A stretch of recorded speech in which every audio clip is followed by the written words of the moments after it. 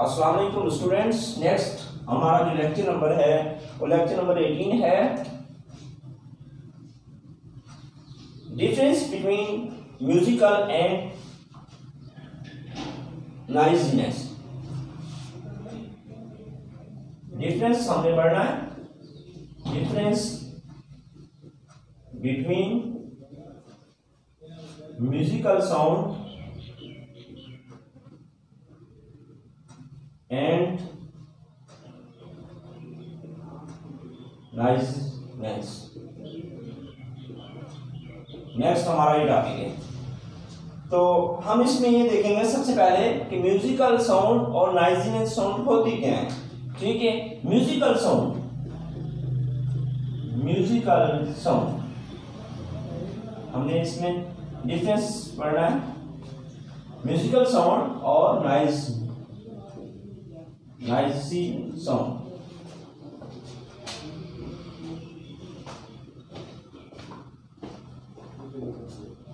Musical sound वो आवाज होती है जो हम कोई भी जो हमारे कानों को अच्छी लगे, जो हमारे कान सुन के उसको खुशगवार महसूस करें कि ये आवाज हमें हमारे कानों को अच्छा लगे, अच्छा पाए, हम उसको म्यूजिकल साउंड कहते हैं। तो सबसे पहले इसकी डेफिनेशन, तो नॉइजीनेस इसी का उल्टा है कि हमारे जो कानों को आवाज ना खुशगवार गुजरे, हमें अच्छी ना लगे हमारे कानों को, तो हम उससे कहते हैं नॉइजीनेस sound.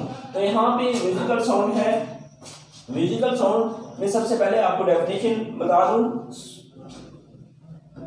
Sound which produce a pleasant, sound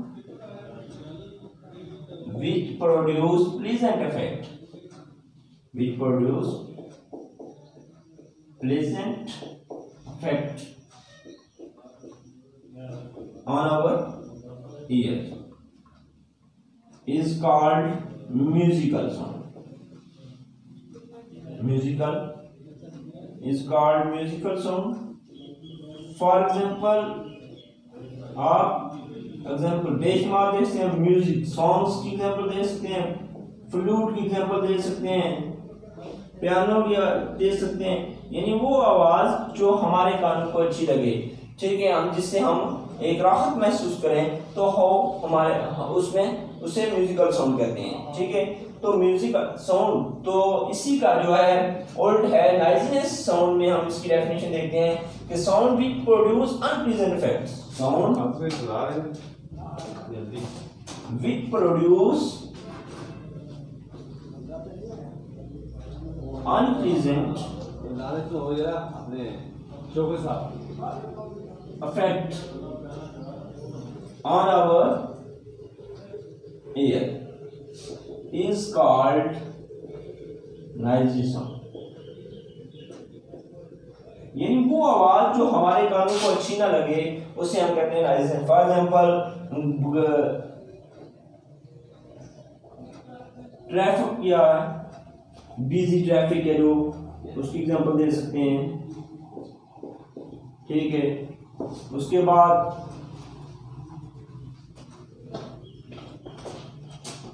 ये जो है खतरान की आवाज, ठीक है, नॉइजीनेस। ठीक है, तो प्रेशर हॉर्न्स, बेशुमार इसकी एग्जांपल्स हैं, प्रेशर हॉर्न्स। ठीक है, ये तो अभी तक हमने इसकी डेफिनेशन में फर्क देखा कि म्यूजिकल साउंड और नॉइजीनेस साउंड क्या है। तो यहाँ पे म्यूजिकल साउंड जो है एक रेगुलर वेव फॉर्म होती है उनकी। ठीक है, दूसरा फर्क ये होता है कि रेगुलर वेव फॉर्म होती है, यानी टूट के वेव जो आम तक नहीं बनते बल्कि रेगुलर एक तरीके से हम तक वो आवाजें जो हैं नई आवाज तक हम तक पहुंचती हैं। ठीक है, जो हम इसी का है। उसके बाद तीसरा जो है कि इसका जो है एक एम्पलीट्यूड और फ्रीक्वेंसी एक जैसी होती है, definite amplitude and frequency, definite amplitude and frequency. ठीक है, चौथा ये है no sudden change in loudness, loudness में कोई चेंजिंग नहीं आती, no sudden change in loudness. ठीक है, जबकि नॉइजीनेस में देखें there are very short interval and have no definite amplitude, उसमें कोई एम्पलीट्यूड जो है नो डेफिनेट एम्पलीट्यूड होता है, जिसकी वजह से जो आवाजें हम तक क्लियर नहीं पहुंचती। ठीक है, उसके बाद जो है वो चेंज लाउडनेस और शार्प एंड इरेक्ट, यानी इरेक्ट मतलब होता है ऐसी आवाज जो हमारे कानों को अच्छी न लगे। द चेंजेस इन लाउडनेस और sharp, the change in loudness और शार्प, बड़ी तेजी से लाउडनेस के अंदर जो है, इसके अंदर लाउडनेस में चेंजिंग नहीं आती बल्कि इसमें चेंजिंग आती है। दे आर वेरी शार्प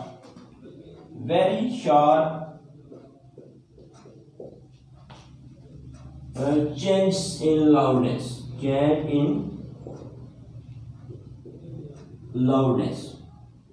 ठीक है, ये था हमारा। इसके एग्जांपल आपको बता दूं, साथ ही एग्जांपल्स भी आप सुन लें। कौन सी एग्जांपल है? म्यूजिकल साउंड में जो है हारमोनियम की एग्जांपल है। ठीक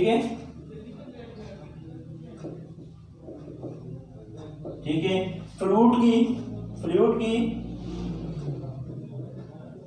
उसके बाद सितार। ये वो आवाजें हैं जो हम जब भी हम इन्हें सुने तो हमारे कानों को अच्छी लगती हैं। ठीक है, उसके बाद रैटलिंग ऑफ व्हीकल्स, ये टायर खोलने की आवाज जो है, रैटलिंग ऑफ व्हीकल्स की शोर की आवाज आती है। ठीक है, उसके बाद प्रेशर हॉर्न्स,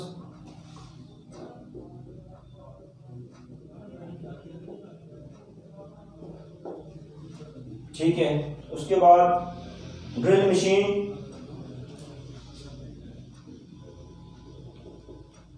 इस तरह बेशुमार घंटे हैं जो हमारे कानों को अच्छी नहीं लगती। तो आवाज जो हम सुन के अच्छा महसूस ना करें तो वो नॉइजीनेस साउंड में आती हैं। ये था फर्क म्यूजिकल साउंड और नॉइजीनेस साउंड में। तो नेक्स्ट हमारा जो टॉपिक है उसी से अभी चल रहा है, यही लेक्चर नंबर 18 ही चल रहा है। तो reflection of sound,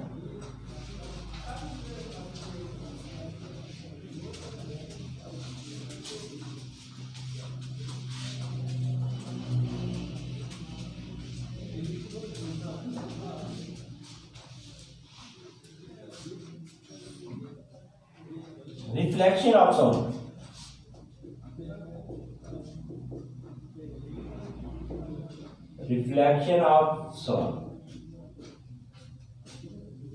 reflection of sound नाम से जाहिर है। रिफ्लेक्ट का मतलब होता है किसी चीज का भी पलट कर वापस आ जाना। फॉर एग्जाम्पल यहाँ पे आपको एक एग्जाम्पल मैं देता हूँ कि ये सूरज की रोशनी जो है ये आ रही है, यहाँ पे हमारे पास रास्ते में कोई मीडियम है, तो अगर हमने मीडियम रखा हुआ तो ये सूरज है हमारे पास। ठीक है, तो हमने जो ही ये सूरज की रोशनी आ रही है तो ये अगर इससे टकरा कर ये अगर वापस चली जाती है तो ये कहते हैं हम इसको रिफ्लेक्शन हुई है। ठीक है, तो रिफ्लेक्शन ऑफ साउंड में भी यही है कि अगर हम किसी भी रिफ्लेक्शन ऑफ साउंड, ये आवाज का पलट कर वापस आना, ठीक है। तो रिफ्लेक्शन ऑफ साउंड में इसका दूसरा नाम इको है। इसका दूसरा नाम क्या है? इको है, आपने ध्यान में रखना है। रिफ्लेक्शन ऑफ साउंड में यहाँ पे आपको कभी आप तो बड़े पहाड़ के करीब गए होंगे तो वहां पे आपने अपनी आवाज बड़ी जोर से लगाई हो, तो वही कुछ देर बाद, कुछ सेकंड बाद वो आवाज आपको पलट कर दोबारा वापस सुनाई देती है। जो आवाज आपको वापस सुनाई देती है वो रिफ्लेक्शन ऑफ साउंड होती है। इसी तरह आपकी कहीं बड़े हॉल, शादी हॉल में या किसी बड़े हॉल में खड़े हैं तो वहां भी अकेले ही होना चाहिए, शोर शराबा ना हो। वहां भी अगर आप किसी को आवाज देते हैं तो वो भी आवाज जो है वो आपको वापस पलट कर वापस सुनाई देती है। अपनी ही आवाज, जो आवाज आपको पलट कर वो वापस सुनाई देती है वो होती है इको। तो सबसे पहले आप इसकी हम डेफिनेशन देखते हैं। ठीक है, डेफिनेशन ये है, मैंने आपको क्लियर तो कहा कि रिफ्लेक्शन होती क्या है, लेकिन डेफिनेशन यहां पे आपको बता दूं कि डेफिनेशन क्या है। The bouncing back of sound, the bouncing back of sound when it strikes a hard surface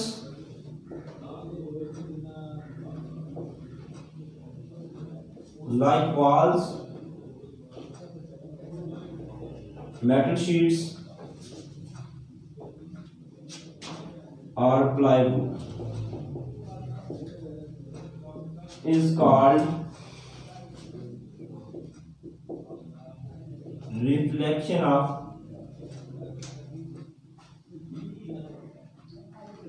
is called reflection of sound. यानी वो आवाज जो पलट कर वापस किसी दीवार या मेटल शीट या प्लाईवुड लकड़ी से टकरा के हम तक वापस पहुंच जाए, उसे हम कहते हैं रिफ्लेक्शन ऑफ साउंड या इको। तो इको जो है बेसिकली एक ग्रीक वर्ड से निकला है। Eco is derived from Greek word, eco is derived from Greek word, तो जिसका मतलब है ग्रीक वर्ड इकोस, ठीक है, which mean sound. Eeco mean sound, यानी वो आवाज लातीन यूनानी ज़बान का लफ्ज़ है जिससे हम जिसका मतलब है आवाज, ठीक है। तो इको बेसिकली जो है ये है आवाज का पलट कर वापस आना। Echo is reflection of sound from obstacle, जो भी है सुनने वाला उसे आम तक लिसनर जो हो डिले आफ्टर अट्रैक्ट साउंड, कुछ देर तक आवाज जो है और कुछ सेकंड बाद वो हम तक वापस पलट कर आ जाती है, सामने जो कुछ देर सेकंड बाद वही आवाज अपनी सुनाई देती है, तो दैट इज कॉल्ड इको, ठीक है। तो यहाँ पे आप एग्जांपल आप इसका दे सकते हैं कि अगर आप किसी कुएं में, यहाँ पे जो आपकी बुक की एग्जांपल दी है उसमें, अगर आप कुएं में खड़े हैं तो वहां से आप आवाज देते हैं, तो वो आवाज जो है उसकी दीवारों से पलट कर आपको खुद कुछ सेकंड बाद वही वो आवाज आपको आपस खुद ही सुनाई देगी, ठीक है। तो ये है इसकी एग्जांपल, ठीक है। तो वैसे भी मैंने आपको एग्जांपल दिया कि किसी पहाड़ के करीब खड़े हैं तो बड़े यहाँ पे कोई आवाज नहीं है तो आप खुद बड़े जोर से किसी को आवाज देते हैं तो वही आवाज आपको कुछ देर बाद पलट कर वापस सुनाई देती है, ठीक है। इसी तरह कहीं हॉल में खड़े हैं तो वहां पे भी अगर आप किसी को आवाज देते हैं तो वो भी आवाज जो है पलट कर आपको कुछ सेकंड बाद आपको प्रसिस्ट करती है कि वही आपको वापस सुनाई देती है, दैट इज कॉल्ड इको। यहाँ पे कुछ कंडीशंस आगे आ रही हैं, ठीक है। कंडीशंस फॉर इको, कुछ शराइत हैं। Condition for echo or reflection of sound, ठीक है।